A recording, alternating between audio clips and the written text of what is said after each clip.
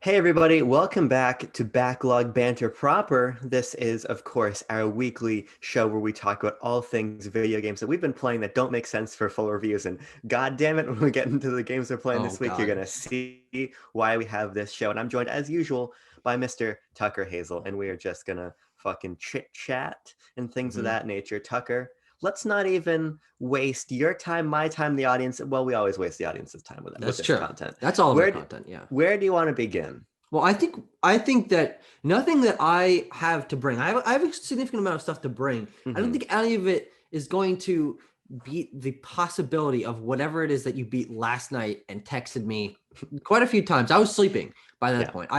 By the way, I've told myself, and Becky can attest to this, that I'm going to be going to bed at 10 p.m.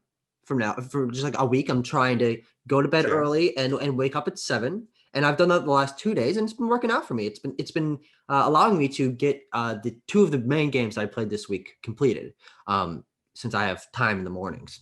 But that meant that I was not up last night when you so graciously informed Of me course. that there was a game that you were playing that possibly one ups the random midnight playing of Ninja Gaiden. Yeah. So why don't you expound on this? So we've been talking a lot about wanting to play Symphony of the Night, right? Okay, but it's not that. It's not Symphony of the Night. No. But the thing is, I was always a little bit hesitant because Konami Castlevania has just always been peripheral. I've heard about it, but I've never really gotten into it. Sure. So last night I played and completed Gradius on the NES. Okay. What is this? Gradius, What the fuck does this have to do with Symphony of the Night? nothing. I wanted to mislead you. The only thing they Okay. have in common is that they're both Konami games. Yes. True. Gradius is a side-scrolling shmup. Um, Is that was it is it on NES Online or it's on anything? NES Okay. Online, All right. There you go. and it I and it's wasn't aware of this. widely considered one of the most at least one of the most influential and important in its genre in the home console space. A lot of people have a lot of nostalgia for it. Sure. And I've been watching a lot of Video Game Donkey videos recently. And hmm Video Game Donkey plays a lot of shmups, and he talks about them quite often, whether it's Sure. Ikaruga, which I do want to play. But I got to work my way up to some of these big boys, right? So I figure let's go back to the beginning. Let's start with Gradius. It's a very short game. I beat it in under an hour. Okay. This game Using is rewind, of course. using rewind because this game is go fuck yourself hard. This is if you Ninja Gaiden is frustrating. This game is fucking infuriating. I would say Ninja Gaiden, to expound on last week's discussion, is frustratingly designed, but not Yes. particularly super hard. Like it's challenging for sure. Some of the Yeah. bosses are fair but tough, but a lot of the game's frustration comes from the fact that it's just bullshit enemy placement and things of that nature. It's this sort of you kill a guy and then he respawns in midair. Yeah. That's the problem with that game. The problem with Gradius is that it just doesn't give a fuck about you at all. The shmup genre I've never really understood. And hmm playing this, I've got a better appreciation for it because you'll be white knuckling whatever goddamn controller you're holding while you're playing, particularly this game. hmm Um, what I learned playing is that these games are very dynamic. I always got the impression that okay, I should stay as far left on the screen as humanly possible to have the most time to react. But hmm Gradius has you moving everywhere as you dodge Okay. projectiles, and you find yourself entering this interesting headspace where you're zipping around and you're dodging enemy ships, you're dodging little things the size of individual peanuts, right? hmm And what's most frustrating about Gradius is that you die in one hit. Okay. Okay. I didn't know that. Whatever hits you, you die in one hit. You touch the top or bottom of a stage, you die instantly too. hmm It's a punishing game. I think it's infuriatingly difficult without rewind. I realized that gods walk among us when I, after beating the game, watched a video of someone play through Gradius without ever getting hit even one time ever. Yeah, people do that with all sorts of games, and I just don't understand that kind of passion. I will never love anything that much. It was incredible to see because that was certainly not my gameplay experience at all. I was rewinding so much that rewind was sending me back in time. My rewind increments are so short that it was pushing them sequentially further and further back in the level. You get that ba-ding, ba-ding, ba-ding. Yes, Ah, but wish as there I, was a way to as turn that off. I fucking hate that noise now. it's something special. but as I was playing and I found myself entering a rhythm, there are moments here where I was like, yeah, I get this. I understand why this genre is important and fun and cool, but I'm not sure Gradius is.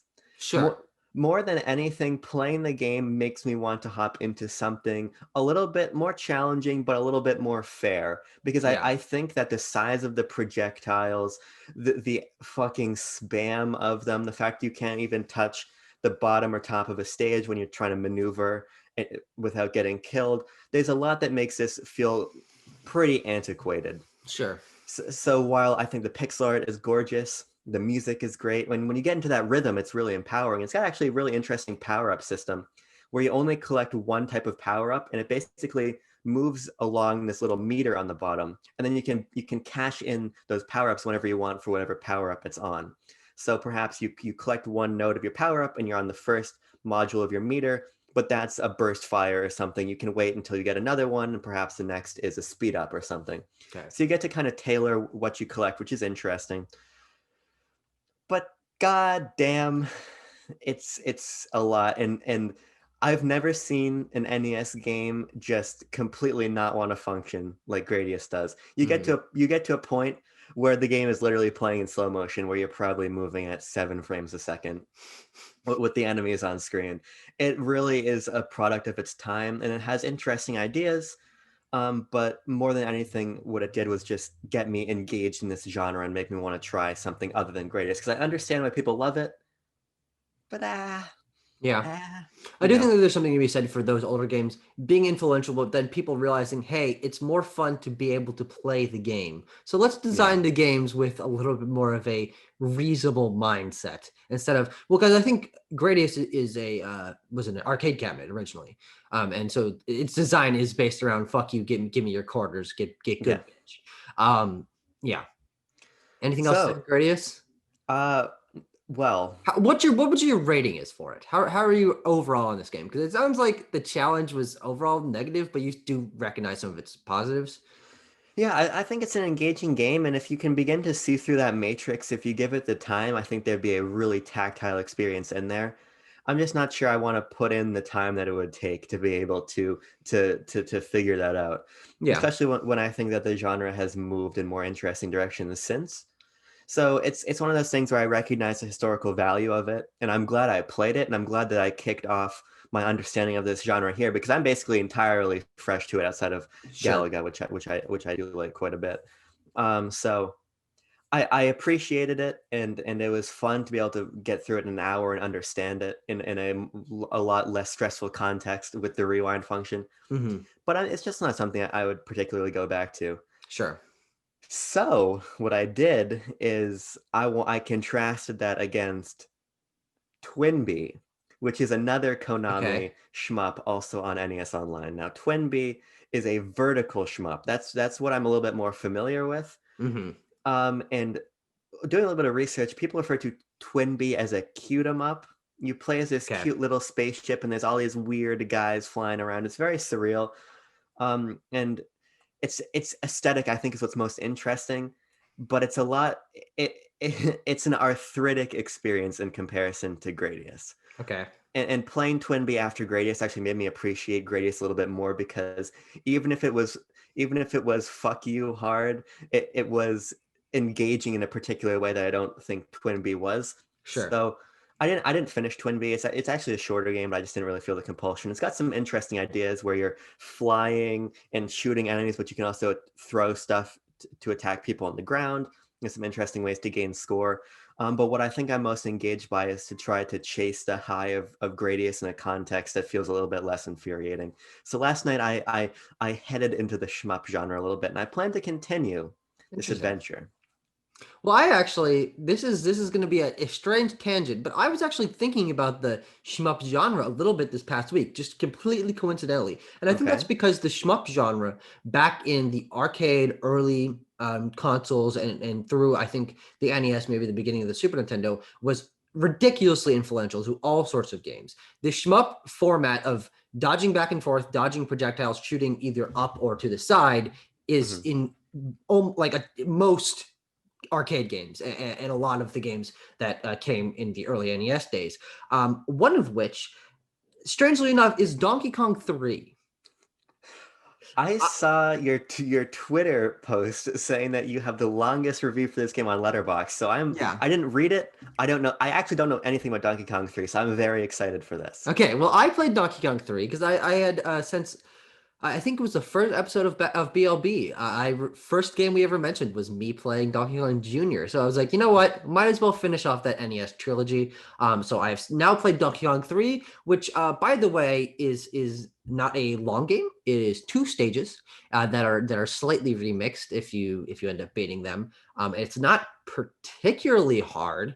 It has a couple interesting ideas, but overall the experience is just not very engaging.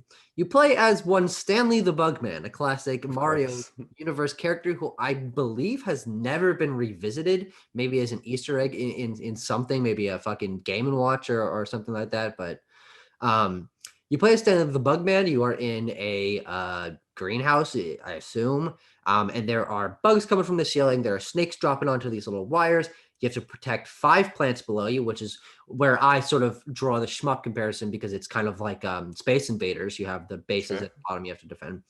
Um, um, and the only reason it's even called a Donkey Kong game is because there's just a fucking gorilla in the middle of the room who is, of course, Donkey Kong, who fucking shakes his fist at you and descends slowly down the vines that he's holding on to.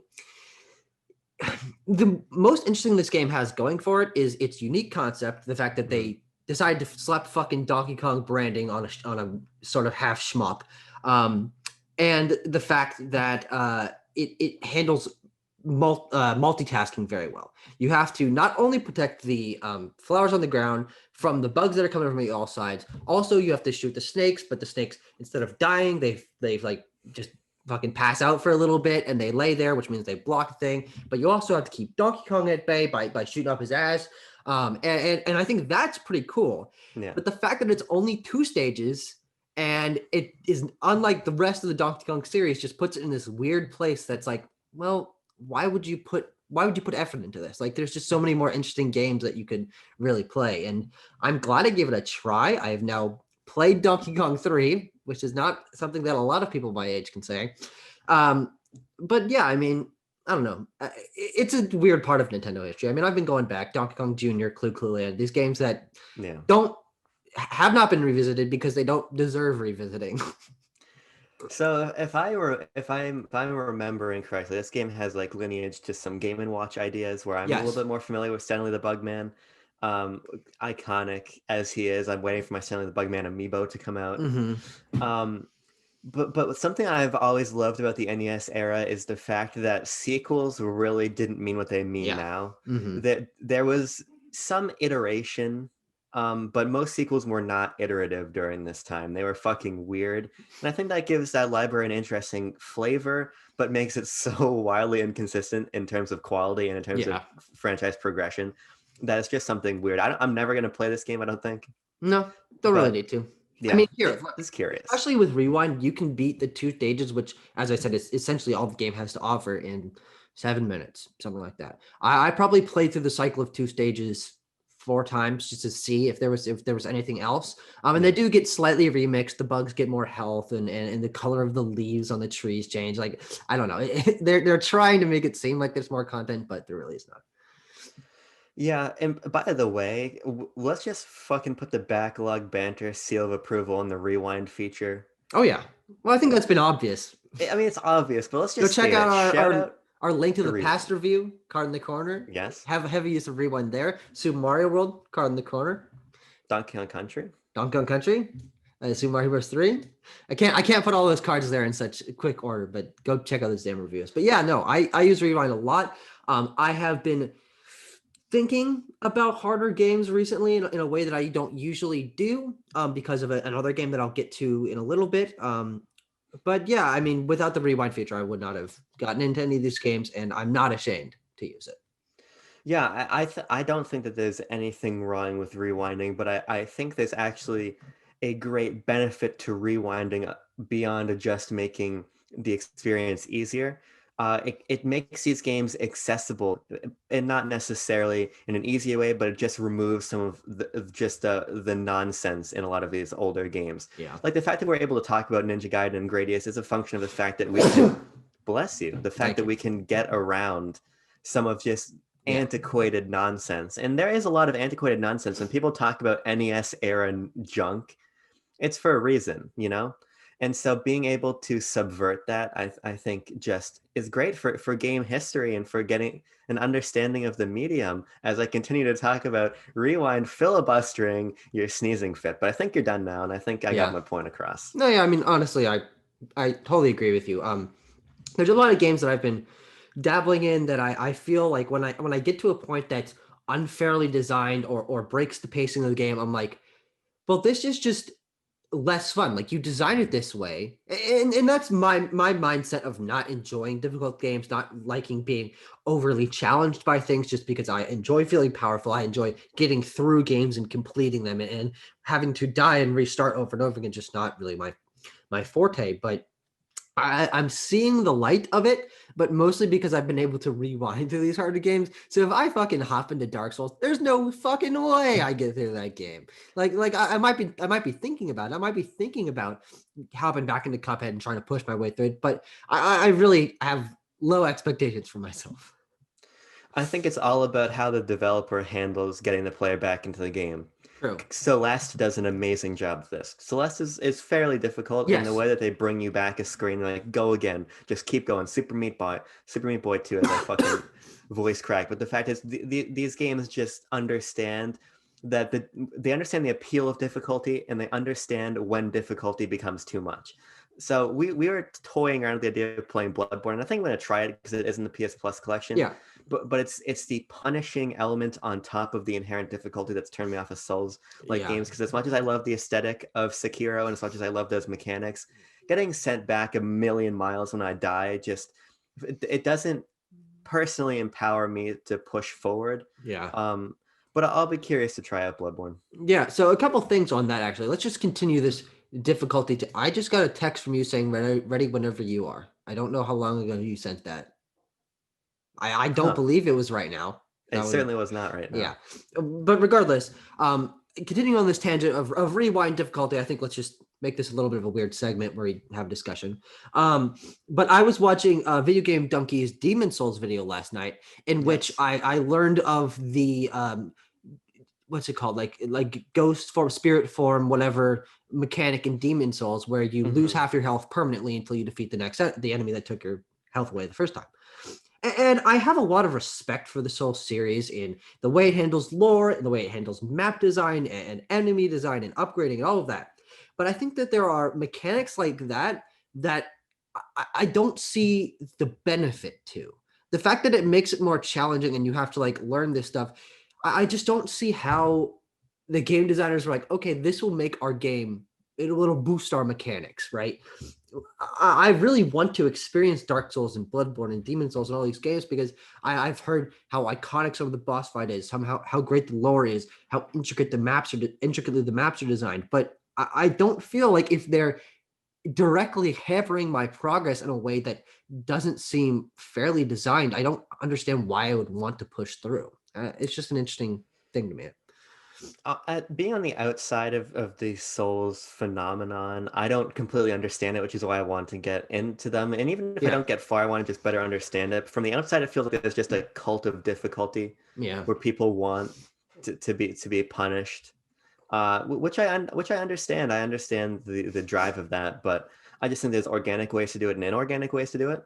I'm Something is awry with your cell phone this morning, but Mm, what I really think is cool and a great example of this sort of punishing difficulty but pushing you forward is Shovel Knight. I love how Shovel oh Knight yeah. takes your money, and Yeah, it's a that's a silly, great mechanic because it's yeah. optional. It's right. It's optional. It Oh no, sorry, challenges I you. was thinking about the save point money thing. That's another cool mechanic. But the leaving the money floating in the air thing is also nice. I like that. Right, and it's optional if you want to recollect that or if you want to just push forward. And I think that that's a more balanced way to go about Demon Souls concepts. Yeah. But like I said, hopefully by the time this year is done, I will have impressions on either Demon Souls or Bloodborne, probably Bloodborne. Yeah, Um, and do you want I'll to? give that one a try too. Yeah. Do you want to swing in completely the opposite direction? Yes, fucking go for it. So last night, I've been having a terrible time sleeping the last couple weeks, Uh-huh. and so I've just been up at weird hours. And last night I tried to go to bed at 11, and by 1:30 I was like, you know what? I'm clearly not going to bed anytime soon. And by Let's. that point, you had beaten Gradius and started TwinBee. I was done with both of them. I was trying to go to bed. I couldn't sleep. I'm like, you know what? I'm just going to get up. I'm going to do something. I need to relax and try going to bed later. So I purchased and completed a very weird racing game with the motion controls. I'm not crazy about the motion controls, but I think this is actually probably one of my favorite games I've played in quite a while, and that is that game company's Flower.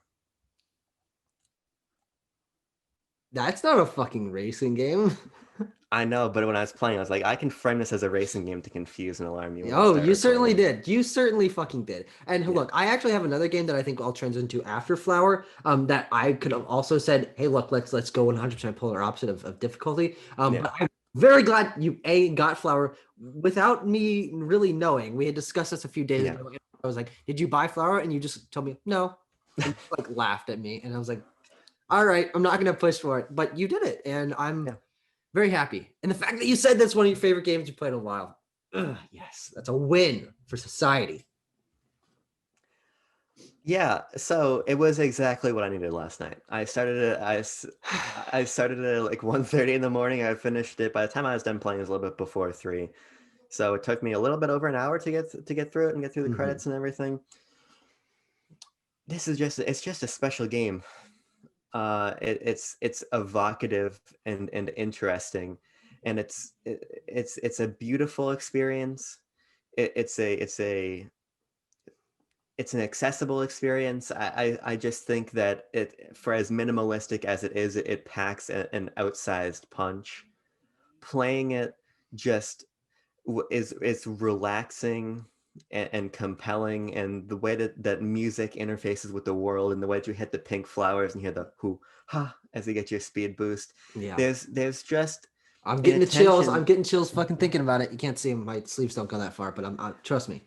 there's an attention to detail in every facet of the game, and everything is so deliberate. The way that these facets of design converge is just incredibly special, and the way that it communicates how you change the world, how you collect the flowers, the way that you see the world evolve, both in terms of the grass and the locations and the petals that join you.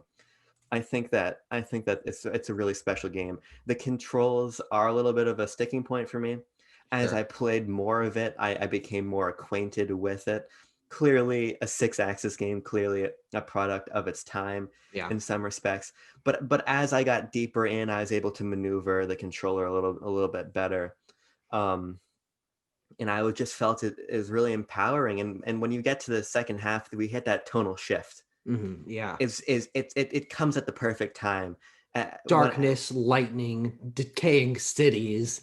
Mm, when perfect. when that hit, I was a little bit skeptical, because I was entering like this zen atmosphere and ambiance for the first couple of chapters, and I was hit by that. And like, I don't know how I feel about this, but going down into those depths and coming out the other side, and restoring the city, and flying around, the telephone poles and everything. Mhm. There's a beauty in that darkness and the restoration of that light that I think takes Flower to the next level. Yeah. And I haven't played Journey in a while, so I don't know exactly where I'd compare them. I still think I'd put Journey above Flower. Sure. Um, but I really love this game. Yeah, so I also this is one of my favorite games of all time. I have 100%ed it both on PS3 and PS4. I gotten all the trophies, which by the way, there's not a platinum. You can get all the trophies and it'll say 100%. There's just not a platinum trophy in the game. So I've played a lot of this game. It's one of the only games I actually revisit that is a single player oriented thing. Like I'll Yeah. revisit Minecraft, I'll revisit Overwatch. But Flower is just such a special experience to me that it warrants me going back and dabbling in every once in a while. I think that I I agree with you on the motion controls feeling a little bit off, but I do think that if this game was just controlled with the sticks, it would be nowhere near as special. It would Sure. the power of the game in controlling the wind by moving your hands back and forth, like either pretty quickly or usually pretty slowly, and like just going with the flow. There's a physical experience to controlling that I think is what hampers your emerge or no not hampers, the opposite of that, your immersion with the Yeah. game. It's really cool. I think it's one of my favorite games visually. I've had the flower just background with rolling hills, the single yellow flower popping out in the small city in the background as one of my computer wallpapers ever since I played this game about 2 years ago. Just because it's so visually appealing. I think it's some of the best grass in a video game. Hmm. Which granted, it's not, the processing power isn't going towards too much else, so it can be put towards the grass. But that's just so visually appealing to me that, man, I love it so much. But yeah, I totally agree, and I'm very glad you enjoyed it so much.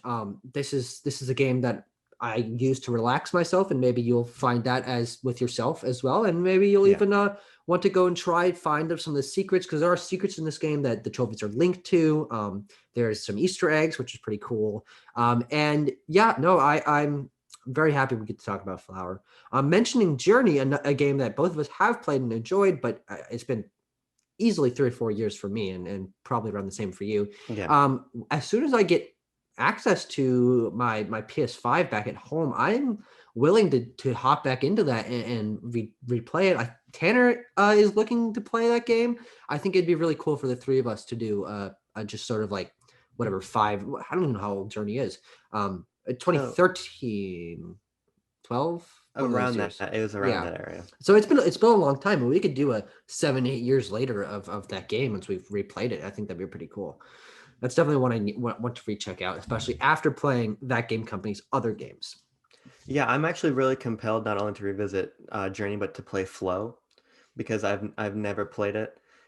Is it not that special? No, it's not that interesting. I Hmm. mean, if you've played the first world of Spore, it's just Okay. that, but less interesting.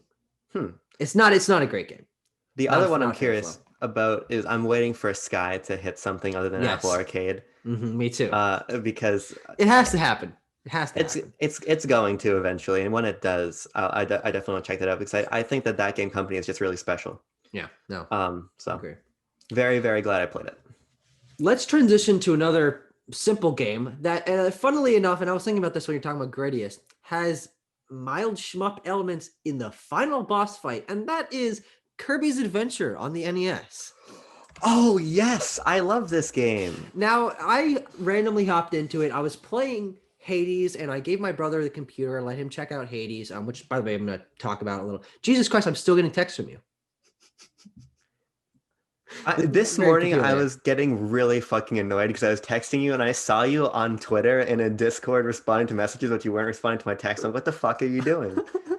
Well, here's the explanation. But Kirby's Adventure, I started after playing Hades for probably 4 hours, and I was just like, okay, I need something different. Kirby's Yeah. Adventure.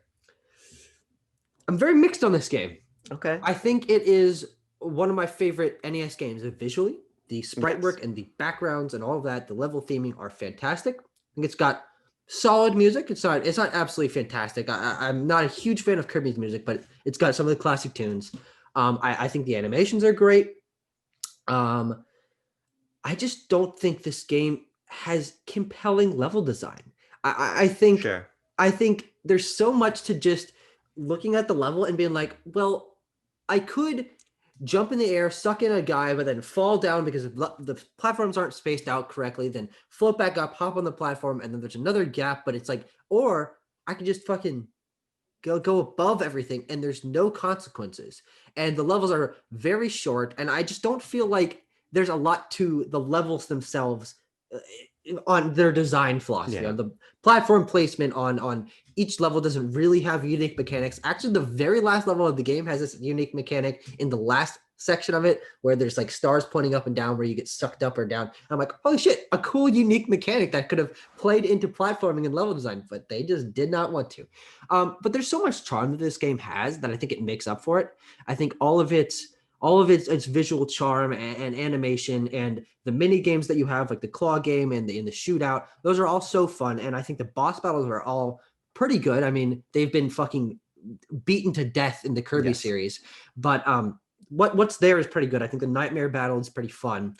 Took me a while to realize you had to hit his tornado part. I kept trying to fucking whack him with my Star Wand. I'm like, oh, it only does damage when you hit his fucking like asshole. But yeah, I'm very conflicted on this. I have not played too many Kirby games. I played Nightmare in Dreamland was my very first one, which is a remake of this game. So I was Yes. going through and being like, I've definitely seen these boss battles before, like fucking move for move, and that's exactly why it took me a while to realize that. But the Kirby games I've had just all have a little bit more to them in terms of design, in terms of charm, in terms of a unique mechanic that I think make them stand out a little bit more. And of course, this is the second one, so there's not a history to build upon. But while this game was obviously influential, I don't think it warrants too much of going back to, because I just think Nightmare on Dreamland is a better game. There's a lot of memorable moments in this game. I think that I'm praising a lot of that this game, but I really do think that the level design just hampers it so much. Meta Knight battle with a sword, fucking awesome. The fact that they introduced the copy mechanic here, of course, hugely influential, hugely creative, but it's been done so much better in the later games. Yeah, Kirby's Adventure is one of my favorite NES games. I think in the context of that system's library, it feels so expansive. I love the hub worlds with the mini games like you talked about. And I think that it gets challenged right in a way that a lot of other Kirby games don't. And part of that is the fact you can just break it and fly over the level if you want. But I think that it gives you a little bit more of a scalable experience in that respect. And having the copy abilities is really cool. And for me, it's just it's a quaint and well executed platformer. Of course, it's been superseded by the Kirby games that have come after it. Even though, like you said, it is incredibly charming. I've got a lot of memories playing it on WiiWare with my cousin, well, Virtual Console with my cousin, and playing it in various other forms, having it here. But I did play a lot more of the GBA remake, like you did. Yeah. But now that you've played this, I want to give you optional homework. This is just gonna be for extra credit, so I don't want to put too much pressure on you.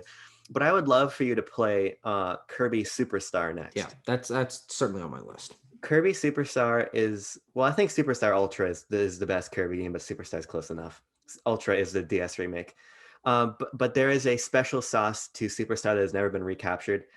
It has variety in scope without really losing focus. I think the way that it combines all of these different gameplay ideas is going to give you what you're missing and give you different ways to engage with the Kirby formula that I think are really, really special. So I'd love to hear your thoughts on Superstar if you had a chance to play it. Yeah, no, I certainly do want to try some of those older Kirby games. I said I only played 4 of them, which is still a good amount for a series. Like there's not a lot of series where I've played 4 entries from it, but I have for Kirby.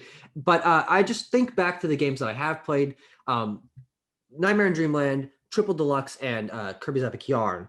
All 3 of them, I think, have a little bit more that compel me, and I'm hoping that something like Superstar, if you're saying the gameplay variety spices it up, but really what I'm looking for is the levels themselves being a little more engaging, because I just was fucking brain dead for half of the levels in this game, and that was what really ended up frustrating me. I think you'll really like the Great Cave Offensive then, which is one of the sub games in Superstar. It's basically this sprawling, non-linear location where you're collecting treasure. I think you might like that quite a bit. Sure, but that game I just think has so much to offer, and I'm not especially versed in the Kirby series. I've only played 17 in Kirby games, but including spinoffs. Including spinoffs, yes, of course. Yeah. So I'd love to learn about the series right there along with you. But for real, I really do love Kirby, and I think that Superstar would be the game that truly sells you. Sure, that'd be great. Throw me another one. Throw me a fucking bone. What else you play? I've got 2 more games to talk about. I have 3 games to talk about. Actually, 3. 4 games.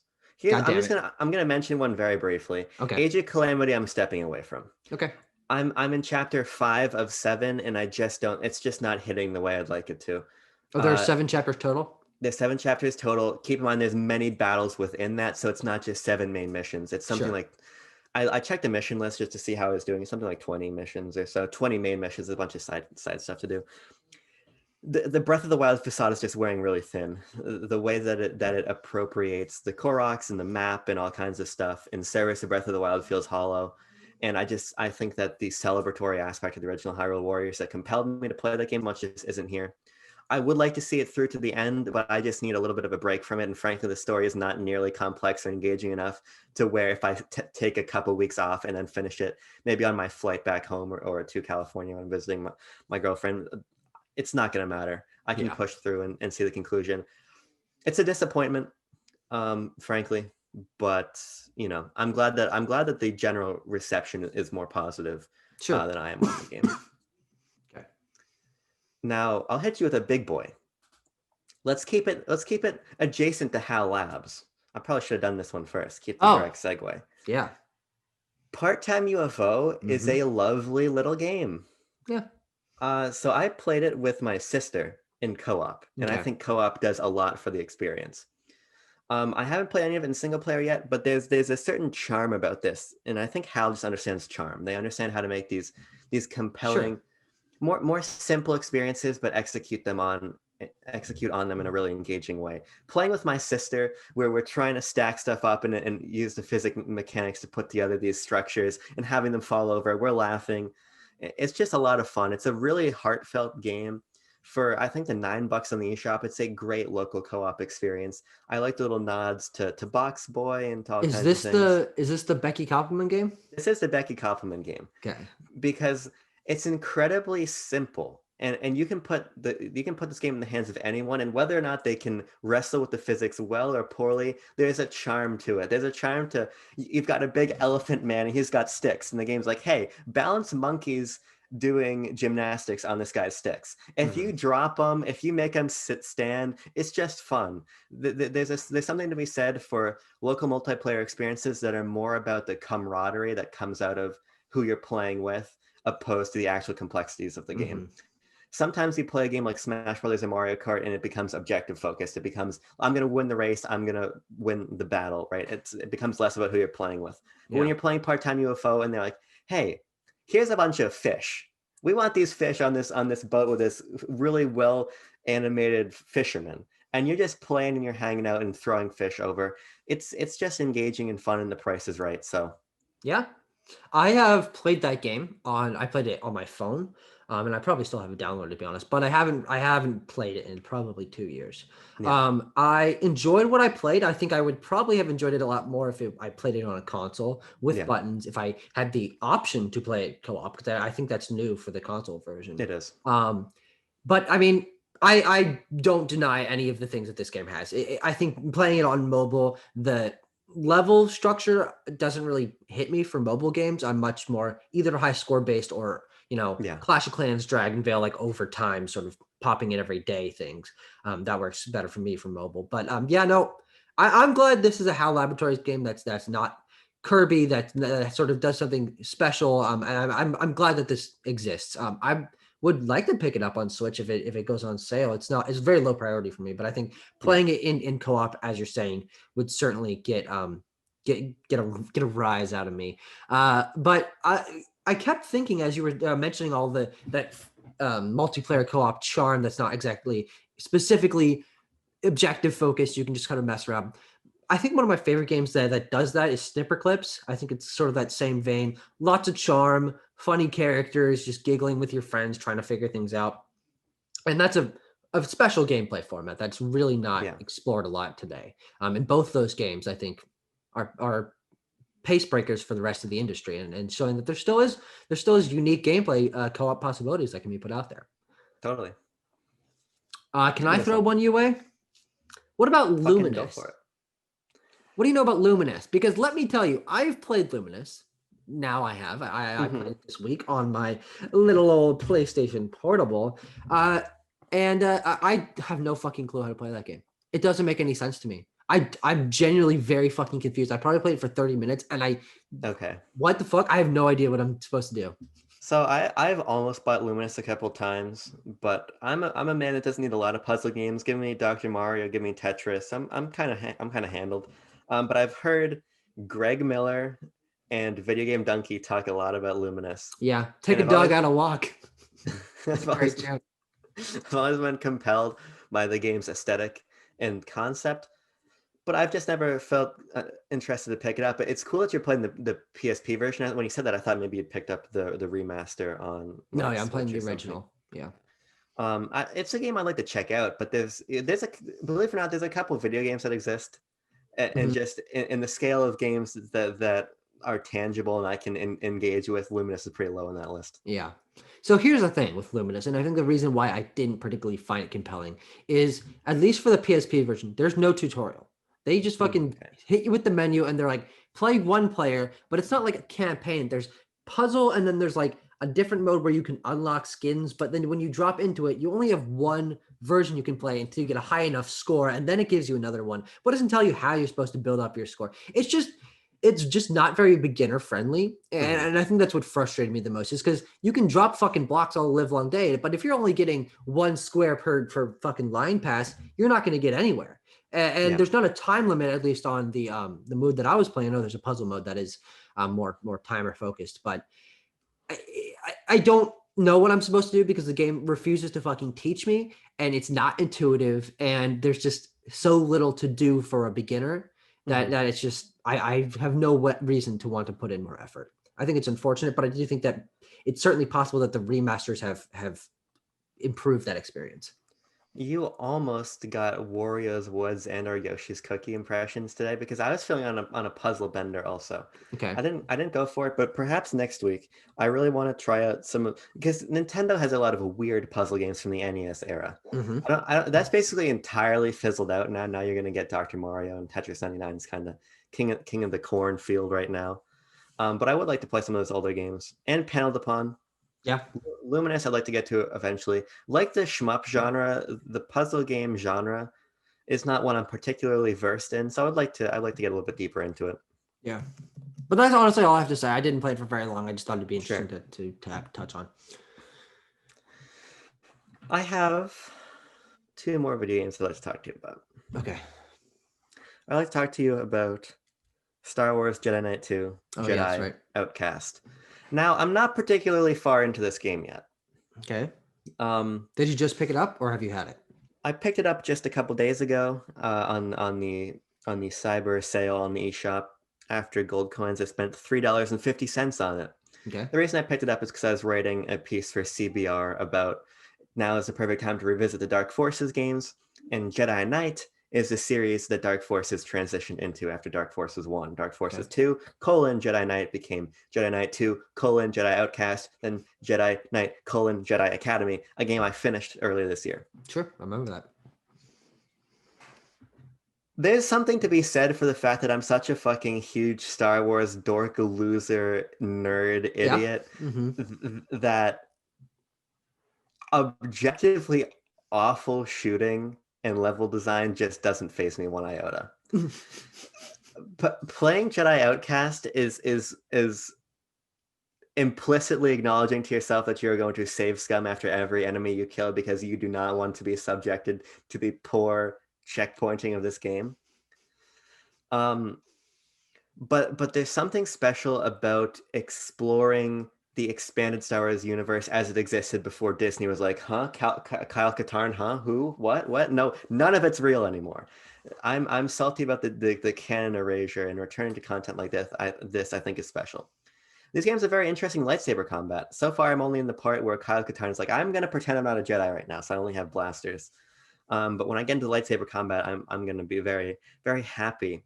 These games are still revered by fans. I think some of it is a little bit nostalgia driven, but some of it is the fact that underneath the jank from the early 2000s first person shooter hack and slash hybrid, there is a compelling Star Wars experience. We were talking about DOSBox the other day. The reason I was talking about DOSBox is because I was trying to play the original Dark Forces, which is basically a Star Wars Doom clone. Okay. And seeing that series progression is pretty interesting. I don't have a ton to say about Jedi Outcast other than the fact that Star Wars is good. Me playing Star Wars games is the fucking Leo DiCaprio still out of Once Upon a Time in Hollywood where he's pointing at the TV. That's just me whenever I play something Star Wars related, so I don't have much to say, but I'm gonna keep going. Gun, droid. No, yeah. I mean, don't think there's. I don't really think there's any property maybe Pokemon that I'm into enough to just check out random things related Yeah. to it. I that's just not something that particularly compels me. I like to jump around between a lot of things, but I mean, I respect that. I've no intention of checking out this game. Yeah. I didn't know that it had poor level design or shooting or anything. Like I knew people enjoyed this game from whatever the fuck console was originally on. I don't even know anything about this, but It was a GameCube PC Xbox game. okay. Definitely GameCube PC. Okay. Well, yeah, I mean, yeah, this one's kind of dead on me. I'm not a Star Yeah. Wars game guy. I did Platinum Fallen Order, but I think that is about the extent outside of Lego Star Wars to my Star Wars video game knowledge. I don't think I've played any other ones. Pound for pound, if you added up all of my hours, my time in Star Wars video games probably rivals, if not exceeds, Pokemon. When the PS5 was like, hey, here's your play time, I learned that the 2015 Battlefront I put about 150 hours into. Good lord. And the 2017 Battlefront across the two different iterations of the game is about 85 more hours. And then you factor in every other game, then you probably literally 600 hours on the original two Battlefront games. So, and then you Lego Star Wars, Jedi Knight, Fallen Order, Force Unleashed, weird stuff, lightsaber duels, fucking Oh, I played that one. Republic Commando, Republic Oh, I actually Heroes, played some KOTOR when it was on mobile. KOTOR. I played Yeah. very little bit of. I played a couple Star Wars games, Yeah. shitty tie-in games. God damn, I played a lot. Okay. Well, let's get off that. I've got a couple more. I want to just briefly touch on Hades because I brought it up last week, but I have since put a lot more time into it. I had played 50 minutes, I think, in the last episode of BLB. I have now played 11 hours and I've escaped hell, and which is just the beginning of it. And from my experience, I'm just considering that sort of the end so I can move on to other things. But this is one of the fucking greatest games I played this year. This game is fucking fantastic. I did not expect to enjoy it. I'm not a fan of roguelikes. I'm not a fan of that being challenged, dying, restart. But this game handles that concept so in such an interesting way and so flawlessly that it even took fucking grizzled old stupid brain Tucker Hazel and made him want to play this. The Yeah. fucking art style is so rad. The characters are so interesting. The way it handles you dying and characters remembered if they beat you and they fucking make fun of you for that. Or every time you get through, your guy was like, well, guess I'm gonna have to go die again. Shit, I guess I fucking kicked the bucket. And then you talk to people and people are like, ha, you died, you fucking loser. But then every time you get a little bit more, every time you get back to the hub world, it's like, oh, you now have this unlocked. Oh, there's a new story point. Oh, you have this much currency, so it's barely enough for you to get this upgrade. But when you get that upgrade, it allows you to get this. And there's such a feedback loop of introducing new mechanics and them weaving together. It's really a special experience. I mean, I liked Supergiant. I played the hell out of Bash. I love that game. I've not touched Transistor of Pyre. I own Transistor. I'm going to now give it a shot. But Hades deserves its Game of the Year nomination. It deserves all the fucking praise it's getting. It might push me to go back to it eventually, even though I'm not the one to really revisit games. But Hades is really, really, really fucking good. Yeah, I'm so happy that I finally gave this a shot. I'm gonna play it. Yeah. It's just gonna be a matter of when I get to it. Mm-hmm. Hearing you praise it means a lot more to me than a lot of other people praising it because you're not into the roguelike sphere. Mm-hmm. So that gives a lot of weight to the fact that this is something special, which it already seemed like it was. I have every intention to get to it. Yeah. That's all I have to say, really. Yeah. But I mean, that's just my fucking 20 sentence. I don't know how long it was. My relatively short review of Hades. Transistor, very good, by the way. It's very I'll give it a shot. I own it on Steam. Sure, I got it on some sale at one point. It's time, Tucker, for the last game No. of the day from me. Okay. This is a video game that people like. Wow. I want to start integrating more pregnant pauses into our shows because when I was listening to the heyday of PS I Love You XOXO when Greg and Colin were hosting together, they would often do a pregnant pause, and I'd be listening when I was mowing the lawn and doing things of that nature, and I'd have to check my phone. Did my audio stop? Or are they pregnant pausing me again? They'd always get me. I want to get somebody in our audience. But the game I'm playing is The Legend of Zelda Ocarina of Time Oh yeah, 3D. doy.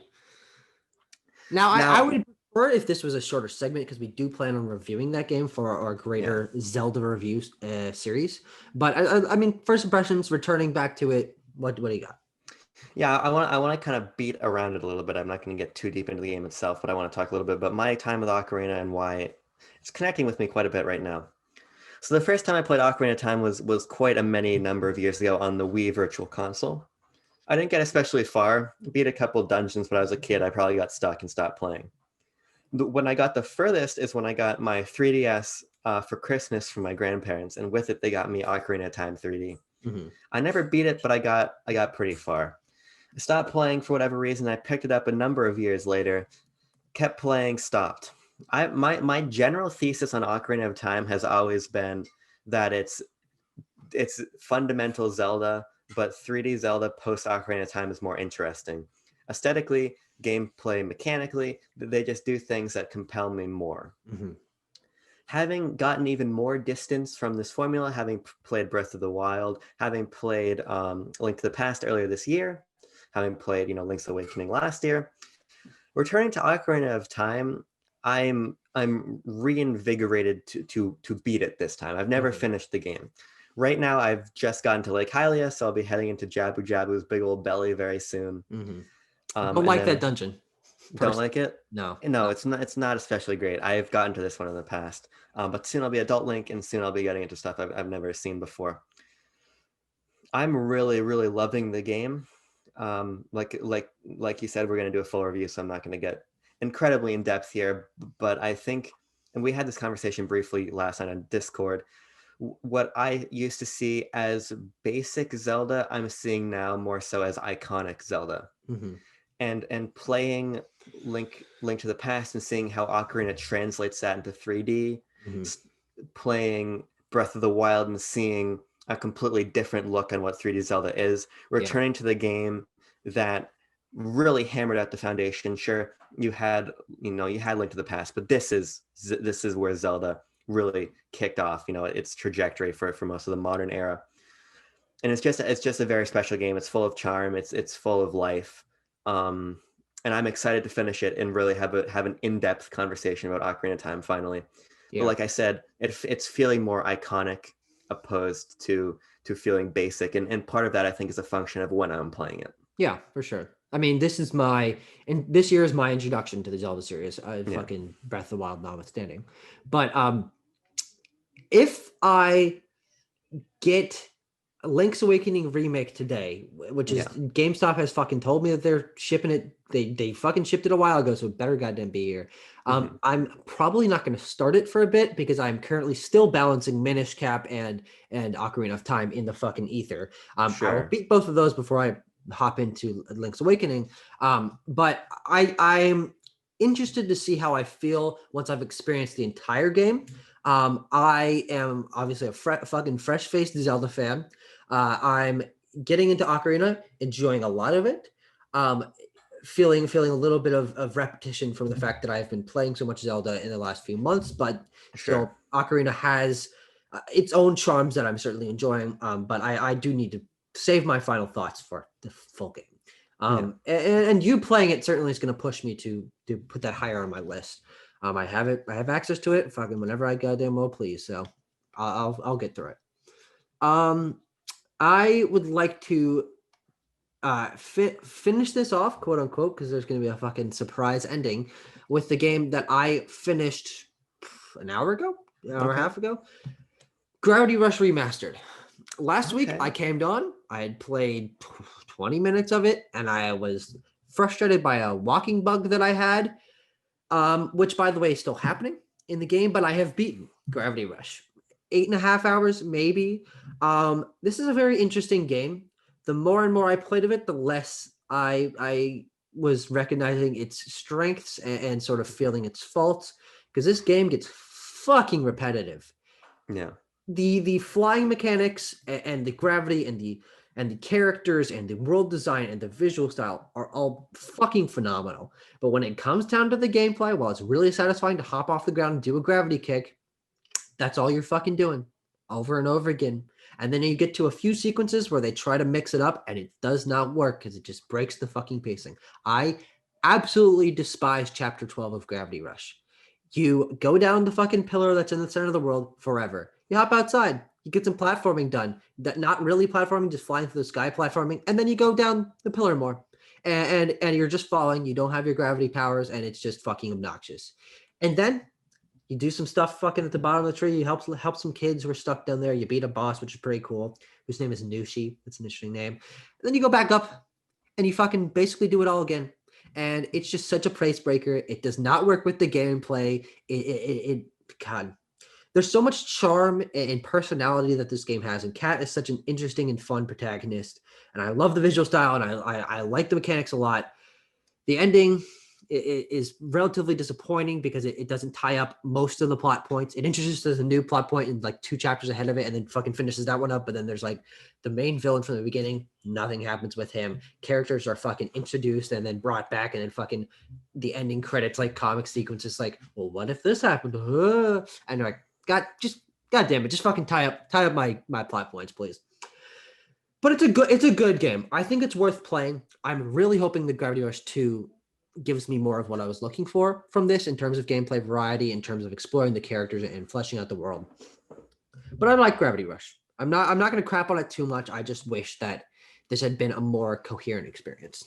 From what I know, people do like Gravity Rush 2 more. Okay. I played Gravity Rush 1 on my Vita back when I had a Vita. This is a long time ago. I never finished the game. But what still stands out to me in my mind is the comic book presentation. It's the excellence of the world design and the freedom of the locomotion. I think it just feels really great to control Cat. But beyond that, I don't remember much. So, like you said, it's not a particularly...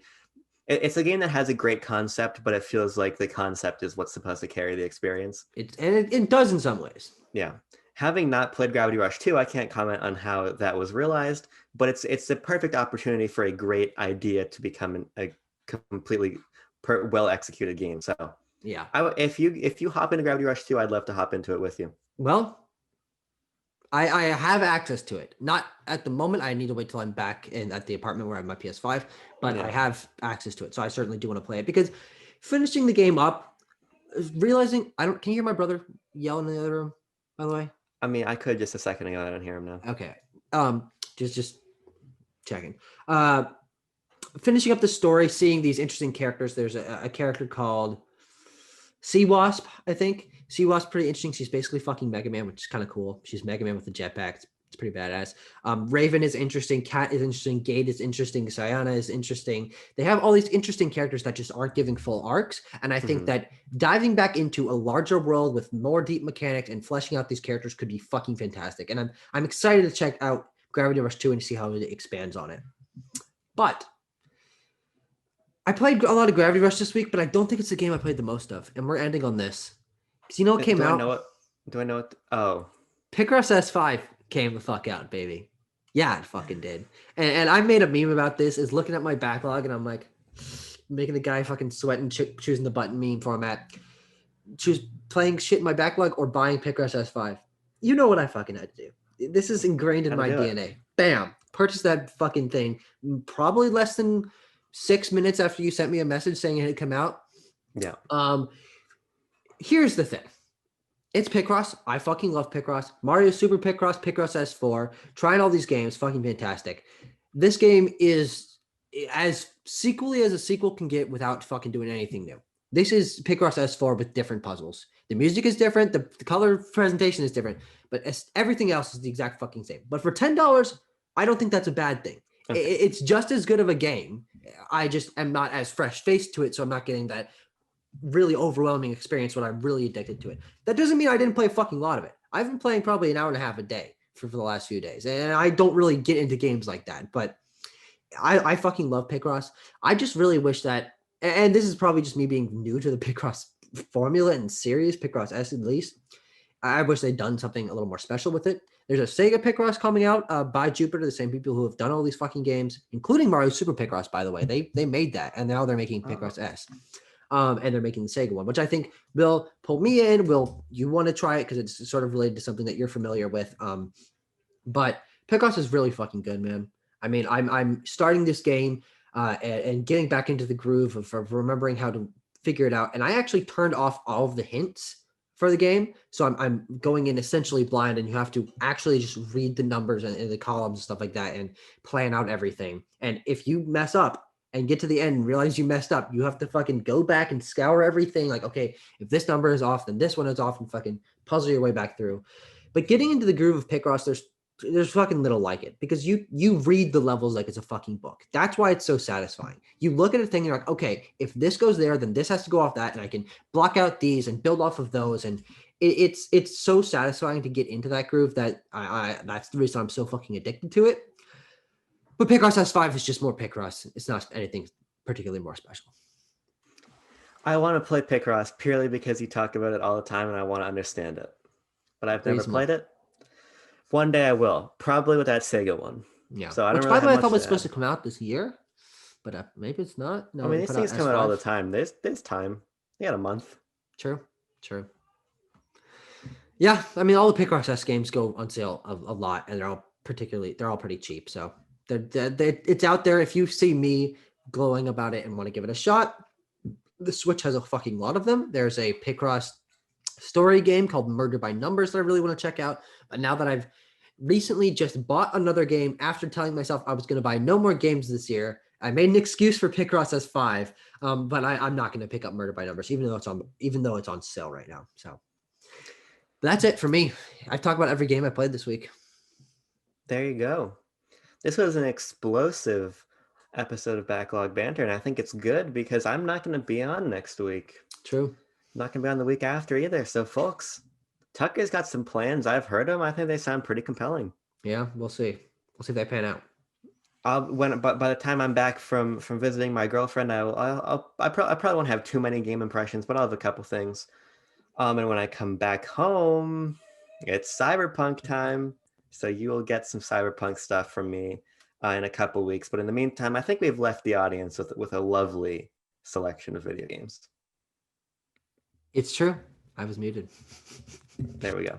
But we'll see you guys next week. I've got some fucking editing to do. There's a lot of logos to add here, so I'll get that done. Bye, Abram.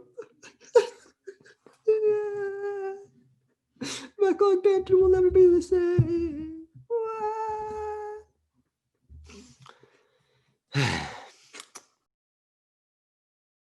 Now, I like to view myself as a father figure in your life. I don't know. I assume you felt the similar way. Really upset Ken and fucking sexually frustrated Ryu.